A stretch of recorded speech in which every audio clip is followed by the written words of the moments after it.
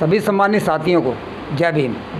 साथियों, मैं आपका मित्र राजकुमार और आप देख रहे हैं बहुजन इतिहास RBS न्यूज़। साथियों, आज हम आए थे राष्ट्रीय भीम संघ के केंद्र कार्यालय पर और मान्यवर जय किशन जी और राष्ट्रीय भीम संघ के राष्ट्रीय प्रवक्ता मान्यवर महंगी जी से आइए बात करते हैं, आप लोगों को मिलवाते हैं। महंगी जी, जय भीम।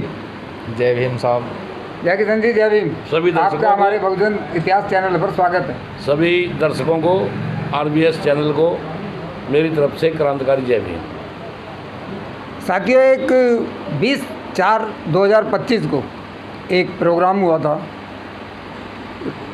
अंबेडकर जयंती प्लस भोजन दान का, जो राष्ट्रीय भीम संघ ने बहुत ही बड़ा उत्सव किया था। आइए मान्यवर जय किशन जी से उसके बारे में बात करते हैं, जो बहुत भव्य कार्यक्रम था। जय किशन जी, बताइए आप क्या बोलना चाहते हैं उसके बारे में। सभी साथियों को मेरा क्रांतिकारी जय भीम। मैं जय किशन, राष्ट्रीय संयोजक, राष्ट्रीय भीम संघ। दिनांक 20 अप्रैल 2025 को राष्ट्रीय भीम संघ के बैनर तले भारत रत्न बाबा साहब डॉक्टर भीमराव अम्बेडकर जयंती का जो प्रोग्राम रखा गया था, जिसमें भोजन दान भी दिया गया, उसमें जिन संगठनों ने तहे दिल से साथ दिया, मैं उनका दिल से शुक्रगुजार हूँ और उम्मीद करता हूँ भविष्य में भी मेरे द्वारा रखे गए, राष्ट्रीय भीम संघ द्वारा रखे गए कार्यक्रमों में इसी तरह से मुझे सहयोग करते रहेंगे, जिनमें मुख्य रूप से OBC महासभा के दिल्ली प्रदेश अध्यक्ष वीर सिंह बघेल जी, आम आदमी पार्टी यूथ विंग के दिल्ली प्रदेश अध्यक्ष तथा वार्ड 168 से प्रिय निगम पार्षद पंकज गुप्ता जी, जे ब्लॉक BJP की रविंद्र कुमार की समस्त टीम तथा अनिल सिंघल, नीरज यादव, J2B ब्लॉक संगम विहार काली मंदिर की टीम और समस्त आगंतुक महोदयों का मैं शुक्रगुजार हूँ, जिन्होंने 20/4/2025 के प्रोग्राम को सफल बनाने में हमारा सहयोग किया। आगे भी हम उम्मीद करते हैं कि इसी तरह से हमारा सहयोग करते रहेंगे। सभी साथियों का बहुत बहुत धन्यवाद। जय भीम, जय भारत, जय संविधान, जय राष्ट्रीय भीम संघ। तो साथियों, ये जय किशन जी ने सभी जितने भी संघ या संगठन, जो भी बहुजन संगठन, सारे के सारे उनके प्रोग्राम में आए थे, उनका धन्यवाद किया। अब हम जय किशन जी से कुछ और जनता के सवाल और कुछ समाज के सवाल लेते हैं, जिसमें जय किशन जी आपसे हम ये पता करना चाहते हैं कि ये जो राष्ट्रीय भीम संघ है, इसका मकसद क्या है, ये किस लिए बनाने की ज़रूरत पड़ी। साथियों, राष्ट्रीय भीम संघ बनाने की ज़रूरत इसलिए पड़ी, वैसे तो भारत में बहुत सारे बहुजन संघ हैं जो समय समय पर अपने क्रांतिकारी कदम उठाते रहते हैं तथा कुछ संगठन बहुजन समाज के हित में न होकर चुनाव के समय सवर्ण पार्टियों के गुलाम बन जाते हैं, जिससे समाज को बहुत बड़ा धक्का लगता है। राष्ट्रीय भीम संघ का उद्देश्य सिर्फ बहुजन समाज को जागृत करना, समाजवाद स्थापित करना और किसी भी तरह का कहीं भी कोई उत्पीड़न होता है उस उत्पीड़न के खिलाफ संघर्ष करना, ये राष्ट्रीय भीम संघ का उद्देश्य है। तो जय किशन जी, हम चाहेंगे हमारे बहुजन इतिहास के दर्शकों को ये 1950 के बाद जो बाबा साहब ने संविधान के अंदर एक संवैधानिक जीवन दिया लोगों को, जनता और हमारे दर्शक और क्या पूरा भारत उसको समझ नहीं पाता, तो मान्यवर जरा थोड़ा इस पर आपका मार्गदर्शन चाहेंगे। साथियों, सन 1950 से पहले, वैसे तो देश आज़ाद हो गया था 1947 को ही, लेकिन जब तक भारत में एक चुनी हुई सरकार नहीं थी, एक काल्पनिक सरकार थी जो नेहरू जी की सरकार थी। संविधान 26 जनवरी 1950 को लागू हुआ। उसके बाद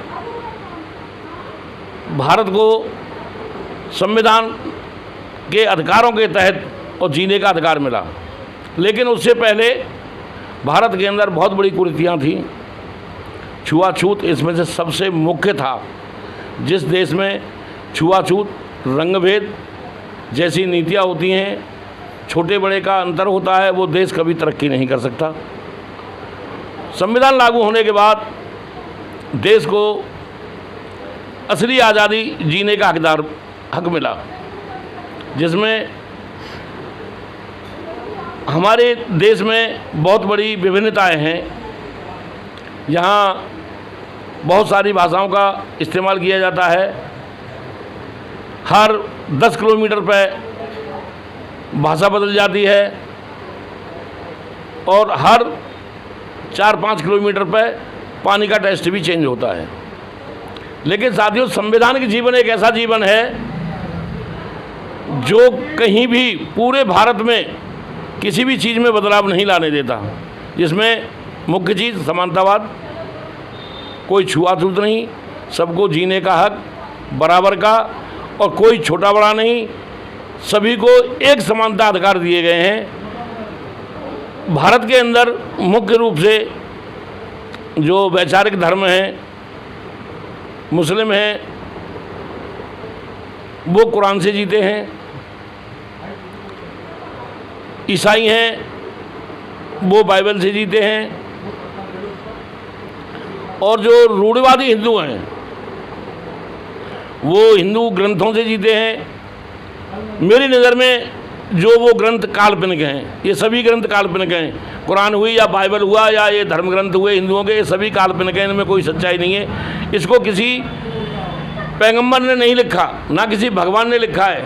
ये सिर्फ काल्पनिक ग्रंथ हैं, अपनी दुकान चलाने के लिए हैं।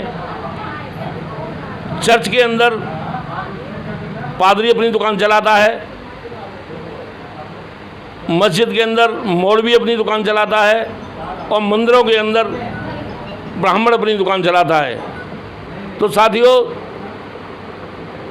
संविधान से जो जीने का हक हमें मिला, इसमें बाबा साहब ने सभी धर्मों का सम्मान किया। लेकिन सम्मान तो सभी धर्मों का होना चाहिए, लेकिन कट्टरपंथी नहीं होनी चाहिए। बाबा साहब खुद आर्टिकल 25 में सबको अपने अपने हिसाब से, आज अगर आप हिंदू धर्म मानते हैं तो कल शाम को आप कोई भी धर्म मानिए, ये तो आपका अपना राइट है, संविधान देता है। ये तो आर्टिकल 25 में लिखा हुआ है। मानव धर्म कोई भी मानिए, लेकिन संवैधानिक जीवन जीने का जो अधिकार बाबा साहब ने दिया है, उससे दूर मत होइए। अगर संवैधानिक जीवन जीने से आप दूर हो जाएंगे तो ये जो चारों धर्मों के जो कट्टरपंथी हैं, जो अपनी दुकान चलाते हैं, वो आपको बर्बाद और नीलाम कर देंगे। तो माननीय संवैधानिक जीवन जीता कौन है भारत के अंदर? संविधान जीवन जो हम प्रतिनिधि चुन के भेजते हैं, सांसद हुए, विधायक हुए, कोई भी हुआ, ये सभी संवैधानिक जीवन जीते हैं। लेकिन जो उनके वोटर हैं, उनको वो संवैधानिक जीवन नहीं जीने देते। उनको हिंदू मुस्लिम, हिंदुस्तान पाकिस्तान, अब्दुल अमर सिंह, इसी में गुमराह करके रखते हैं, जिससे उनकी दुकानें अपनी चलती हैं। यानी जनता को उलझा के रखना चाहते हैं नेता लोग जितने भी हैं, जो वो तो जनता के प्रतिनिधि हैं ना। जनता को उलझा के नहीं रखते, जनता को बेवकूफ़ बना के रखते हैं, जिससे वोटों के टाइम पे वो वोटों की गैदरिंग कर सकें और अपनी सीट को सुरक्षित बचा सकें। जिस दिन भारत के अंदर हमारा बहुजन समाज संविधान के अधिकारों को पढ़कर, सुनकर नहीं, पढ़कर, सुनकर तो मुस्लिमों में एक कास्ट भी होती है सुन्नी, जो ये भी नहीं जानती कि मुस्लिम धर्म का काफिया क्या है।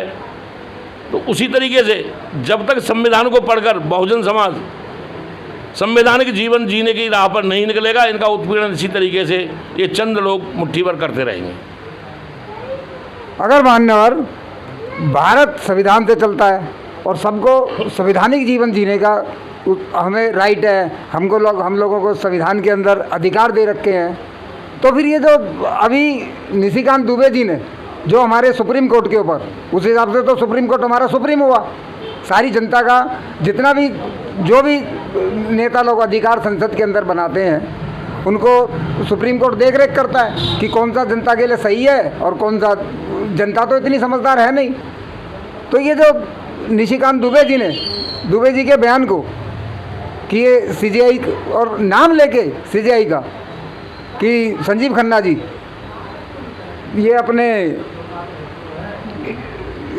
सुप्रीम कोर्ट को, देखो राजकुमार जी, इन्होंने नाम लेके आपका क्वेश्चन किया है, बहुत तो पेचीदा है। सुप्रीम कोर्ट को क्या इस पर संज्ञान नहीं लेना चाहिए? राजकुमार जी, आपका क्वेश्चन बहुत पेचीदा है। मान्यवर, इसका सवाल भी आप जैसे सुलझेगा आदमी दे पाएंगे। हमारे भारत के अंदर आरएसएस जो जिसके पेट से कभी जनसंघ निकला करती थी, जब जनसंघ का दीपक नहीं जल पाया भारत के अंदर, वो समय से पहले ही बुझ गया, तो इन प्रोपेगेंडाकारियों ने भारत का नाम लेकर भारतीय जनता पार्टी का उदय हुआ।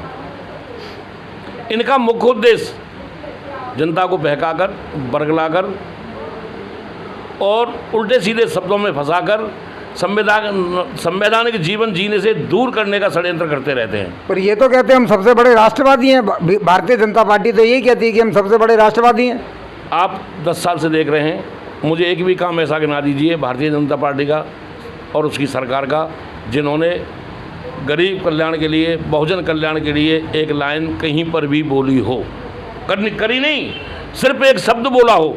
तो इनका राष्ट्र प्रेम क्या दिखाता है मान्यवर? राष्ट्रीय प्रेम ये तो आपको सन 1947 से पहले जब भारत में आज़ादी का आंदोलन चल रहा था, जब बाबा साहब की बहस हो रही थी गोलमेज कॉन्फ्रेंस में, तो महात्मा गांधी जी का क्या शब्द था पता है आपको?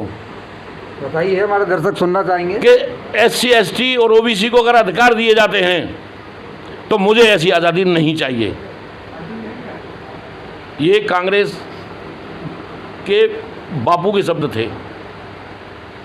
जब इन लोगों की ऐसी मानसिकता पहले से है, और भारतीय जनता पार्टी में क्या देख रहे हैं आप, 80% नेता कांग्रेस से आए हुए हैं पलायन करके। इनकी कोई अपनी आइडियोलॉजी नहीं है। इनकी आइडियोलॉजी सिर्फ यही है कि देश के अंदर किसी भी तरीके से ब्राह्मण राज कैसे स्थापित किया जाए, मतलब आपस में लोगों को कैसे बरगला के, मतलब इनको संवैधानिक जीवन के बारे में लोगों को नहीं समझने देना। संवैधानिक जीवन जनता को, तो लोग पढ़ते क्यों नहीं है? बहुजन लोग पढ़ते क्यों नहीं है मान्यवर? मानव पढ़ना शुरू कर रहे हैं, जागृति आ रही है। आगे आने वाली जो सदी है वो अम्बेडकर में होगी और हर जगह अम्बेडकर का नाम गूंजेगा। अब आप देख भी रहे हैं कि मानवर काशीराम जी का उदय होने के बाद गांधीवाद ज़मीन के अंदर धंस चुका है और सिर्फ जहाँ भी आपकी नज़र जाती है वहाँ सिर्फ अम्बेडकरवाद है। लेकिन ये अपनी चाल फरेब कुरीतियों से किसी भी तरीके से उस अम्बेडकर का वाद को ध्वस्त करना चाहते हैं, लेकिन ऐसा होगा नहीं। समाज जागृत हो गया है। अब बाबा साहब को पढ़ता है, काशीराम जी को पढ़ता है, बहन मायावती को पढ़ता है, ज्योतिबा को पढ़ता है, पेरियार को पढ़ता है, संत गाडगे महाराज को पढ़ता है। माने हमारे पूर्वज की जितनी भी किताबें हैं, संत गाडगे महाराज से लेकर के काशीराम जी तक की, इन सभी किताबों को बहुजन समाज अब पढ़ता है और जागृत हो रहा है। अब बहुजन समाज इनका ईंट से का जवाब पत्थर से देने को बिल्कुल तैयार है। तो साथियों, ये थे राष्ट्र भीम संघ के राष्ट्रीय संयोजक मान्यवर जय किशन जी। आइए हम राष्ट्रीय प्रवक्ता जो राष्ट्र भीम संघ के हैं उनसे आपको चलते चलते एक सवाल उनसे लेते हैं। मयंक जी, जय भीम। जय भीम साहब। मयंक जी, ये जो इतना जो एक फिल्म आई है ज्योतिबा फूले जी की, इस फिल्म के ऊपर इतना जो विरोध प्रदर्शन हो रहा है, ये क्या फिल्म में कोई दिक्कत है या समाज में कोई दिक्कत है? इतना विरोध करने वाले लोग हैं कौन? देखिए, सबसे पहले तो मैं आपको बता दूं कि जो ज्योतिबा राव फूले साहब हैं वो एक OBC समाज से थे और मैं भी ओबीसी समाज से ही हूँ। बात फिल्म का विरोध करने की नहीं है, बात ये है कि उस फिल्म के माध्यम से जो कुरीति समाज के अंदर पहले चलती आ रही थी वो उजागर ना हो जाए, ये डर उसका है। इसीलिए ये लोग घबरा रहे हैं, मतलब घबरा रहे हैं या समझ नहीं पा रहा। हर जगह इसका आदमी इतना वो नहीं है, बेशक 4 आदमी हो चाहे 3 आदमी हो, पर यह है कि इसका विरोध इस बिल्कुल टारगेट पे जाके पोस्टर चिपका दिया। ये देखिए मैं आपको बता, एक संवैधानिक भारत में ऐसा ये कौन करने वाला है? ऐसा कौन, क्यों सरकार उसके ऊपर वो नहीं लेती, संज्ञान नहीं लेती? देखिए सब लोग जो विरोध कर रहे हैं ना, उस विरोध करने वालों में से 95% आपके चैनल के माध्यम से और पूरे देश को मैं और आपके दर्शकों को ये बताना चाहता हूँ कि जितने लोग विरोध प्रदर्शन कर रहे हैं और जगह जगह पोस्टरबाजी कर रहे हैं, 95% लोगों को तो उस फिल्म का पता भी नहीं है कि उस फिल्म में है क्या। जो 5% लोग बचे हैं उन्होंने इन 95 को गुमराह किया है। जो उसमें है, जो उसमें नहीं है, वो भी सब उसमें झूठ का लाग लपेट बना के उनके सामने परोस रखा है। तो ये हो रहा है, आज प्रदर्शन हो रहा है। प्रदर्शन जब होना चाहिए था ना, जब उस समय ये कुरीति चल रही थी। आज की मैं आपको ताज़ा खबर बता दूं, आगरा के अंदर एक वाल्मीकि समाज की बेटी का 11 साल की लड़की का एक राजपूत समाज के व्यक्ति ने बलात्कार कर दिया। सारी रात उसके साथ बलात्कार किया। आज पुलिस उसकी कंप्लेंट नहीं लिख रही। आज ब्राह्मण समाज और राजपूत समाज और सारे समाज, समस्त 36 बिरादरी, मैं जब मानूंगा कि इनका भाईचारा और एकता है, ये जाके उसका विरोध करें और उस कुत्ते के बच्चे को जाके उसके घर से निकाल के मारे रोड पे और उसको साले को फांसी दें। मैं तो जब इनकी एकता मानूं, फिल्म का विरोध करने से क्या होता है? मान्यवर, ये तो पूरे भारत के अंदर ये 10 सालों में जितना क्राइम रेट बढ़ा है, जितना 10 सालों के अंदर क्राइम रेट बढ़ा है, इतना रेट पहले तो ना कांग्रेस के राज में ना था, ना किसी के राज में रहा। ये 10 सालों के अंदर तो ये ऑटोमेटिक बन गया ना। ये क्या इसलिए बना है, मैं बताता हूँ आपको, कि लोगों के अंदर, जो लोग संवैधानिक जीवन को नहीं जानते, आज भी धार्मिक जीवन के अंदर और पुराने कर्म कांडों के अंदर जो लोग लगे हुए हैं, जो शिक्षा नहीं लेते हैं, अगर लोग शिक्षा लेंगे तो उनको पता लगे कि 1950 के बाद संवैधानिक जीवन है क्या, जैसा कि अभी माननीय जी ने बताया। मैं तो इनके विचारधारा कुछ ऐसी है। विचारधारा तो इनकी खराब है, और ये विचारधारा इनकी आज से नहीं खराब हुई, ये विचारधारा कांग्रेस ने खराब करी। कांग्रेस इनकी जननी है। तो हमारा जो बहुजन समाज है वो कैसे समझेगा इस चीज़ को? बहुजन समाज समझ रहा है, धीरे धीरे आगे बढ़ रहा है। जो बहुजन समाज करोड़ों साल से पीछे था, खास करके मैं अगर अपने समाज की, ओबीसी समाज की बात करूं, तो ओबीसी समाज आज भी इनके साथ लगा हुआ है। लेकिन कुछ लोग ओबीसी समाज में भी जागरूक हुए हैं, आपके एससी समाज में भी हुए हैं, आपके एसटी समाज में भी हुए हैं। लेकिन करोड़ों साल की गुलामी अगर आप चाहें कि 4 साल, 10 साल, 50 साल में कट जाए तो ये असंभव है। भूतो न भविष्यति। मतलब आप कहना चाहते हैं बैंक जी कि ये मानसिक गुलामी है? ये मानसिक गुलामी, ये कटते कटते करेगी। अगर किसी को आज की डेट में, अगर किसी को कोई हाई राइज बीमारी हो जाए, बहुत लंबे समय तक चलने वाली बीमारी, तो वो भी कम से कम 2-4 साल ले जाती है। ये तो करोड़ों सालों से गुलाम है। ये आप कैसे समझ सकते हैं कि 4-6 साल या 50 साल में इनकी वो बीमारी कट जाएगी? लेकिन आज बहुजन समाज जागृत है, बहुजन समाज अपने हक और अधिकारों के लिए लड़ रहा है। लेकिन बहुजन समाज के ही लोग इन लोगों के पास मिले हुए हैं। कुछ दलाल बड़े हुए अपने उसमें हो गए हैं। बस ये है। मैं आपको इसी पे एक छोटी सी कहानी सुनाऊंगा जो कि एकदम प्रत्यक्ष में प्रमाण मिल जाएगा आपको। एक लकड़हारा जंगल में पेड़ काट रहा था। जब उसने 10-20 पेड़ काटे तो थक गया, एक पेड़ के नीचे बैठ गया, कुल्हाड़ी रख दी। तो कुल्हाड़ी उस पेड़ से कहती है, कह रहे पेड़ तू क्या आकड़ के खड़ा है, देख अभी तुझे 10 मिनट में मैं काट के गिराऊंगी। तो उस पेड़ ने बड़े सरल स्वभाव से और दुखी मन से कहा, कह रहे जा तू, क्या तेरी औकात क्या जो मुझे काटे? अगर मेरा अंश तेरे अंदर ना घुसा हो तो तेरी बसात क्या है जो तू मुझे काट दे। तो वही आज हमारा अंश उनके अंदर घुसा हुआ है, तो इसीलिए वो हम लोगों पे हावी हैं। अगर हमारा अंश उनके अंदर नहीं हो तो उनकी मजाल नहीं है। और इस फिल्म का जो विरोध कर रहे हैं, ये इनकी जनसंख्या कितनी है, विरोध करो, फिल्म चलेगी। तो आपका कहने का मतलब है फिल्म तो रुक नहीं सकती, नहीं रुकेगी। फिल्म तो आएगी 25 तारीख को रिलीज हो रही है, 25 तारीख कुछ ना को कुछ रिलीज थोड़ा बहुत होगी कट और करके मैं देखने जाऊंगा। और मैं अपने सभी बहुजन समाज के संगठनों से और ख़ास करके ओबीसी समाज के लोगों से ये अपील करता हूं कि फ़िल्म को ज़्यादा से ज़्यादा देखें कि हमारे बाबा साहब और संत ज्योतिबा फूले जी ने कितने संघर्ष किए हैं। वो एक ओबीसी समाज के होने के बावजूद ऐसी समाज और समस्त महिलाओं के लिए और समस्त समाज के लिए 36 बिरादरियों के लिए उन्होंने कितना संघर्ष किया है। सभी लोग इस फिल्म को देखने जाएं। मैं इस फिल्म का समर्थन करता हूं और आपके मंच के और आपके चैनल के माध्यम से इसका समर्थन करता हूं, पूरा समर्थन। चलो मयंक जी, धन्यवाद। और आप कुछ कहना चाहेंगे मान्यवर क्या इस फिल्म के ऊपर? आप भी बिल्कुल, अपने विचार बिल्कुल। रखिए। मैं आपको और आपके दर्शकों को बताने की कोशिश करूंगा कि इस फिल्म का विरोध क्यों हो रहा है। हाँ, वही ये जो आरएसएस की लॉबी है, जो देश के अंदर ब्राह्मण राज स्थापित करना चाहती है, ये अपनी मनुस्मृति को लागू करना चाहती है, जिसमें महिलाओं के पढ़ने के अधिकार, कपड़े पहनने के अधिकार, संपत्ति में अधिकार और समाज के अंदर मतलब हर स्टेज पर जो महिलाओं को बाबा साहब ने अधिकार दिए उन सबको समाप्त करना चाहती है। जब ये फिल्म ओबीसी SC ST की महिलाएं देखेंगी कि हमें पढ़ाने के पीछे महात्मा ज्योतिराव फूले और उनकी धर्मपत्नी ने कितना संघर्ष किया, यानी उनका जो संघर्ष है वो सारा दिखाई देगा उस फिल्म में। वो संघर्ष ही तो ये लॉबी चाहती है कि वो संघर्ष SC ST OBC की महिलाओं को दिखाई ना दे, सिर्फ उस संघर्ष को रोकने के लिए। और ये चाहते हैं कि ऐसा इस समाज के अंदर, इस समाज को पता ना लगे कि हमने इनके साथ किया क्या। जब समाज को SC ST OBC महिलाओं को पता लगेगा कि हमारे साथ क्या होता था, ये क्या करते थे, तो इनका विरोध होना शुरू हो जाएगा। ये उस विरोध को, अपने विरोध को दबाने के लिए हमारे ही समाज के लोगों को पैसे का लालच देकर, कुछ कुर्सी का लालच देकर, कुछ राजनेता बनाने का लालच देकर ही हमारी समाज की इतिहास का और विरोध करा रहे हैं।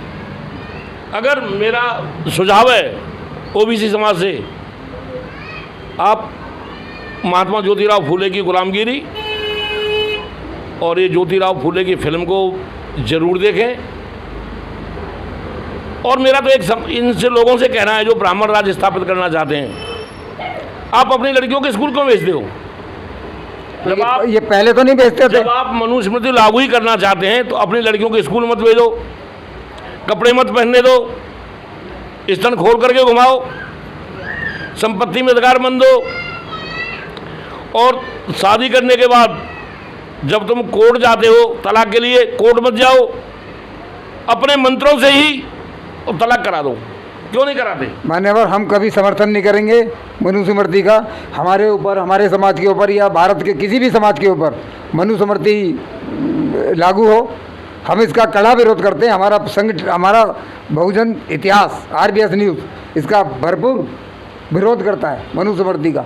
और साथियों, हम चलते चलते अपने दर्शकों से, बहुजन इतिहास RBS न्यूज़ के सभी दर्शकों से मैं कहना चाहता हूँ, इस फिल्म को, जो ज्योतिबा फूले की फ़िल्म है, इस फिल्म को आप ज़्यादा से ज़्यादा अपने हर घर को, हर परिवार के बच्चों को और अपने जितने भी आप इसको ज़्यादा से ज़्यादा फिल्म दिखा सकते हैं, अपने समाज को इस फिल्म को दिखाइए। थिएटर के अंदर जगह नहीं रहनी चाहिए। ये फिल्म इतनी खुल जाए ये फिल्म, और सभी OBC समाज के लोग, अगर आप OBC समाज का खून आपकी रगों में है तो इस फिल्म का सपोर्ट करें और अनुराग कश्यप का सपोर्ट करें, जो आज इन्होंने सोशल मीडिया पे ट्रेंड चला रखा है, बायकॉट बाय अनुराग कश्यप। क्या गलती है उसकी? हम अनुराग कश्यप का समर्थन करते हैं और पूरा सपोर्ट करते हैं और पूरी हम फिल्म देखेंगे और अपने समस्त समाज को फिल्म दिखाएंगे।